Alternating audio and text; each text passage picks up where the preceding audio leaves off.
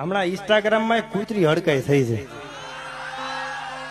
બહુ રાયડું નાખે છે, ખજૂર આમ છે ખજૂર તેમ છે આવું બોલે છે.